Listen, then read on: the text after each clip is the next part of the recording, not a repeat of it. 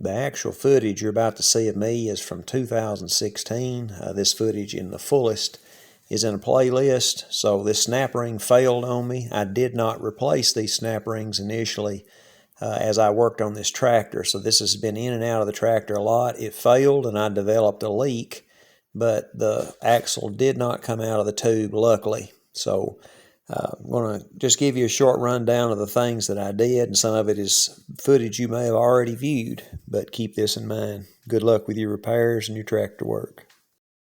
All right, here's our invoice, and parts are very reasonable for this job. This snap ring goes onto the end of the axle hub, and it had been in this piece of equipment for years, plural. And the ends of that snap ring broke off, and obviously we had a little bit of a leak. Here's your John Deere part number. Original equipment, John Deere parts. Snap rings already installed, as well as a seal on this side. So right here is the actual snap ring that failed. And that is the one that you see in the pictures with the ends broke off of it.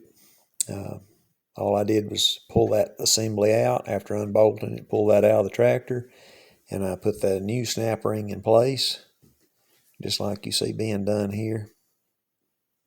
Very simple to do. And this view, I'm just wiping everything off. Wife made mention of how young I look there.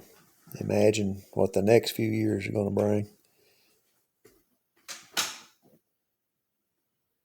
So cleanliness, all this runs in gear oil. I want to keep this clean, and that's kind of what I'm talking about there, kind of explaining how it works. That's a big assembly. I'm dimensionally a pretty large man. That's a big assembly right there. And that's the final drive.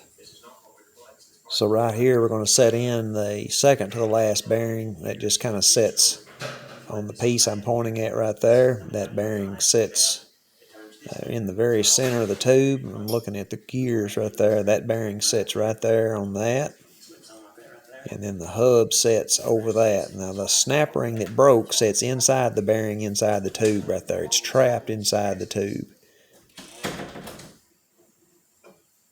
Like so. And then we put all those bolts in place and tighten her down. That's about it. So what we're doing right now, everything is reassembled. We're going to top off the gear oil and then torque the front wheel. All right, we're real close. The other side is elevated.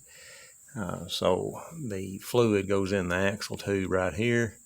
You can feel the knuckles on the outside, but I've got the other side elevated. That way all the axle gear oil is going to this side by gravity.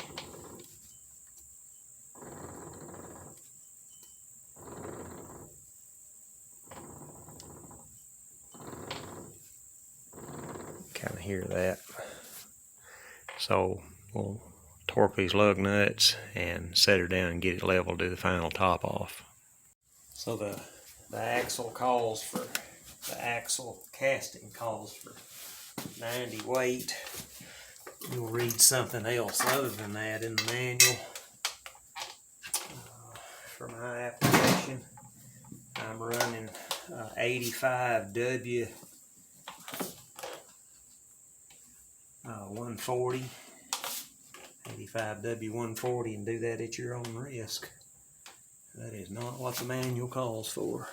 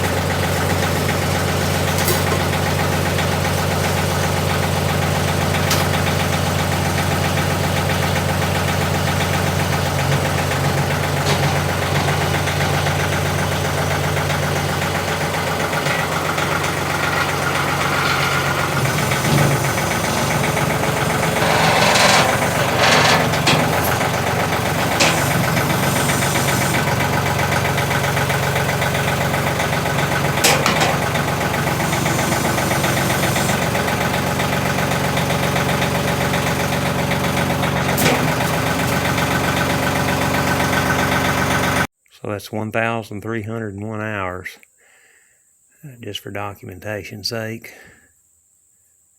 The bearing and seal were good. We broke a snap ring.